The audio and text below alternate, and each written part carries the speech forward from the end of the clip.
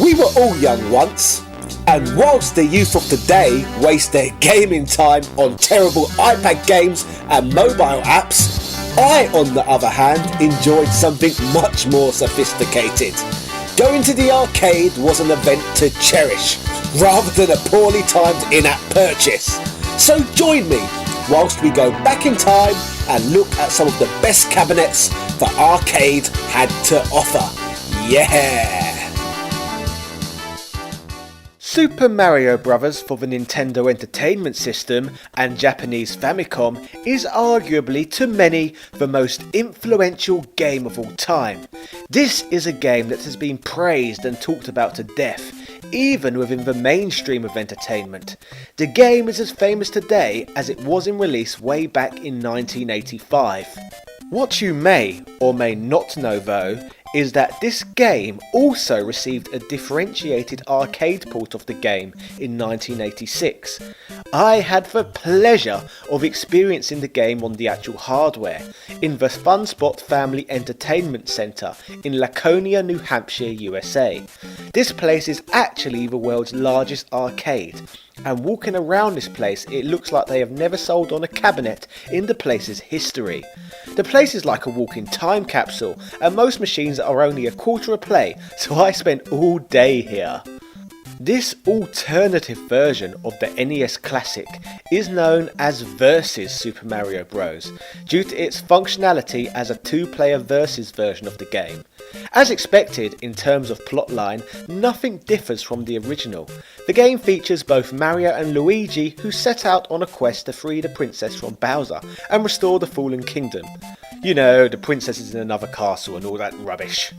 Being an arcade version of the game, the difficulty has been ramped up somewhat, which include changes such as fewer warp zones, power-ups and more enemies. Even more interestingly though, astonishingly this game features 6 brand new levels which were created specifically for this game.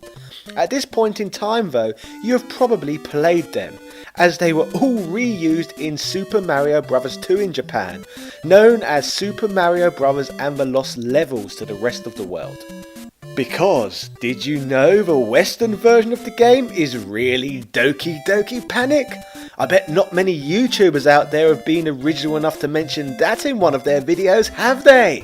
You may or may not have noticed that the original home version of Super Mario Bros. Has several levels that actually repeat throughout the game, such as level 5-3 is just a harder version of 1-3, and 1-4 is just an easier version of 6-4. You could call this intelligent game design as it allows the player to learn a pattern of platforming that offers them a new challenge by including more enemies and obstacles. Personally though, I think that is a bit of a cop-out, as it's just essentially a really lazy way for Nintendo to have artificially inflated the length of their beloved game. Thankfully though, the arcade version has removed most of the levels of the game to repeat themselves and left in only the harder versions and added in the 6 new levels we talked about earlier to replace them. So for this reason, like in most cases, the arcade game is superior to its console counterpart. Other subtle differences include the likes of some of the bricks above the end pipe in World 1-2 being removed to try and prevent anyone from performing the minus world trick. The ground before the staircase at the end of World 1-3 is also removed, resulting in the player either using a lift or performing a long jump to reach the staircase.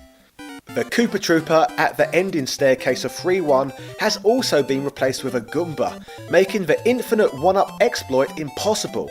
Speaking of 1-ups, many of the mushrooms have also been removed, with only invisible ones remaining.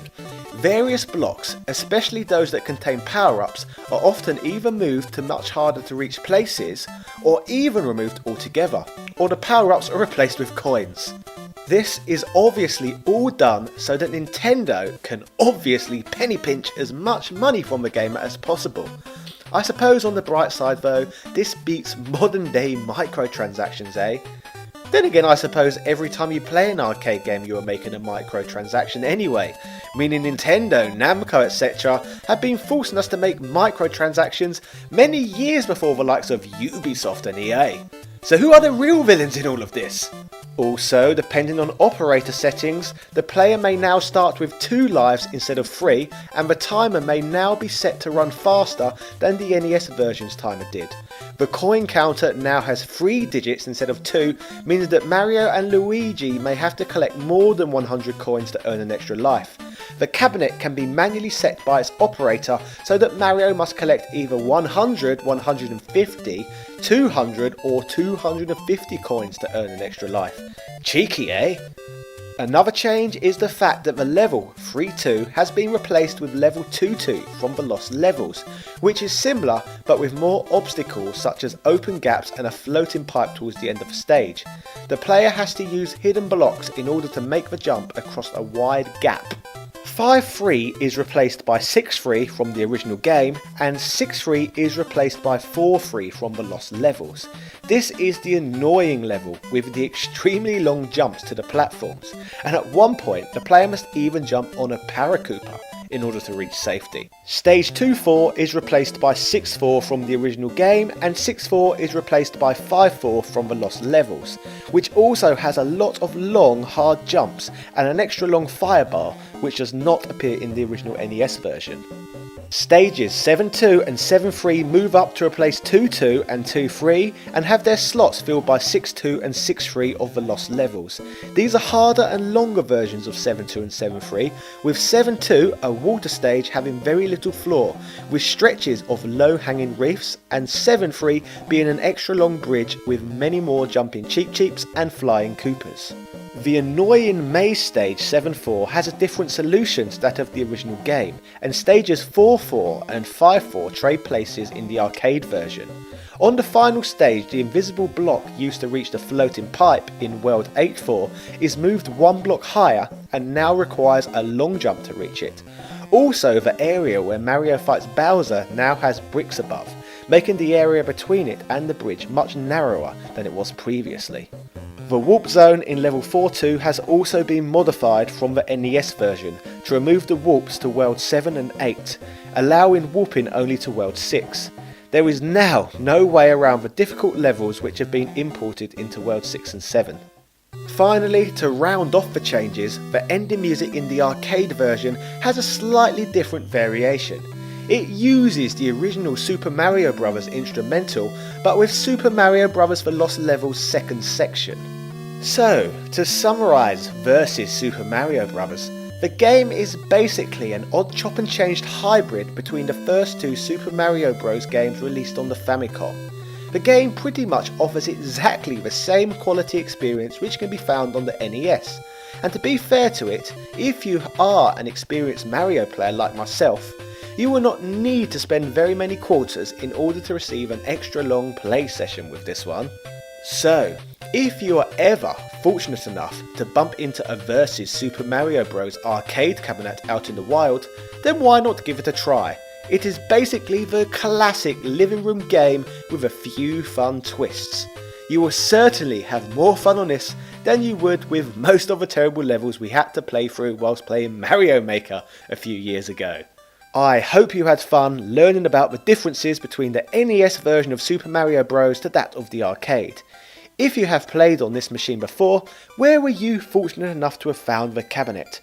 Which arcade classics would you like to see me visit and give in-depth coverage of on this channel? Do not forget to like, comment and subscribe to the channel, as I release several videos every week and try to make at least one in-depth video once every 7 days. Finally, shout out to Suzuki Kabayashi, David Mountford, Andrew Bazanski, Atanas Garcia, Edward O'Reilly, Pizza Dawn, Retail Archaeology and all of my other patrons. Thank you for all of your support. Yeah! If you want to be added to this prestigious list of patrons, then check out my Patreon page. Ta-ta and farewell.